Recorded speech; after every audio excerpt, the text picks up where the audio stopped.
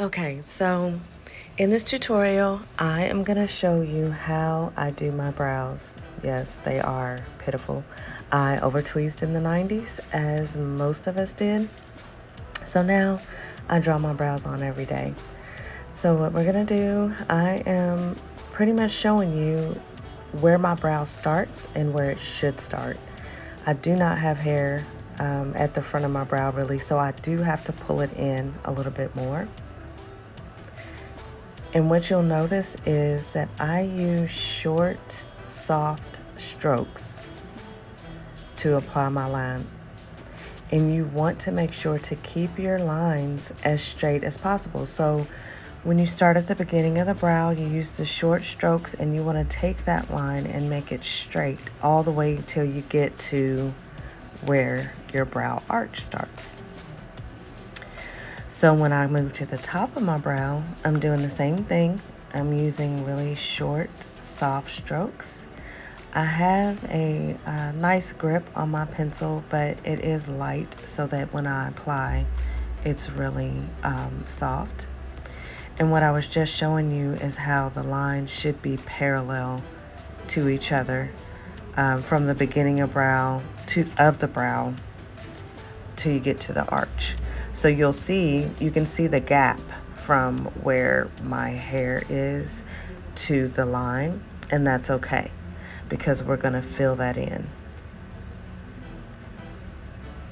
And again, I do not apply a really hard pressure. You want to apply lightly, and then you can always slowly build up if you want to make certain parts of the brow darker.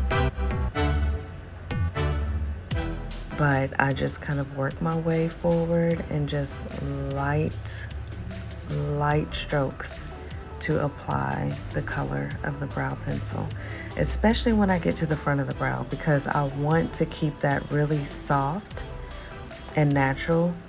You don't want the front of your brow to be the same color as the rest of your brow because it makes it look more harsh. So you'll see in a second what I'm going to do to try to blend that. But on the tail and on the portions of the brow where I have no hair, I tend to fill those in and kind of go over and layer more color in those areas so that it blends better with my hair.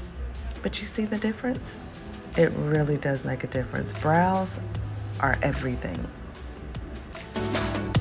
So now I'm using the other side of my Slay by Nikki J pencil with the spoolie on it, and I'm barely touching my skin.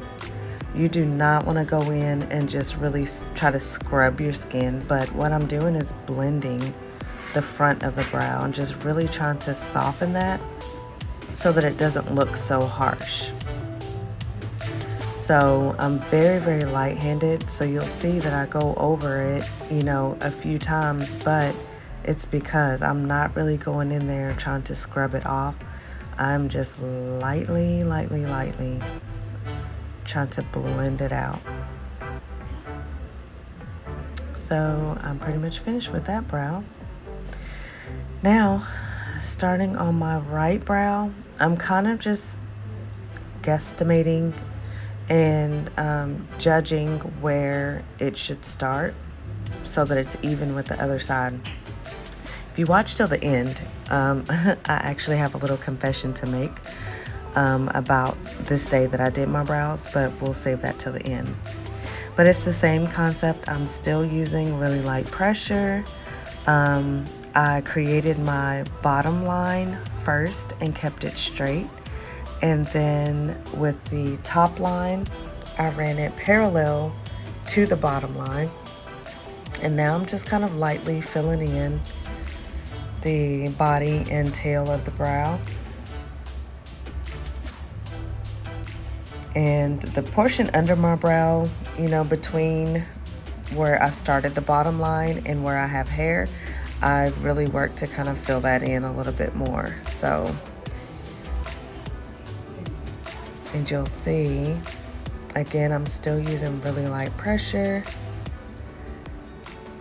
And you'll kind of go back through to make slight little adjustments that you see necessary.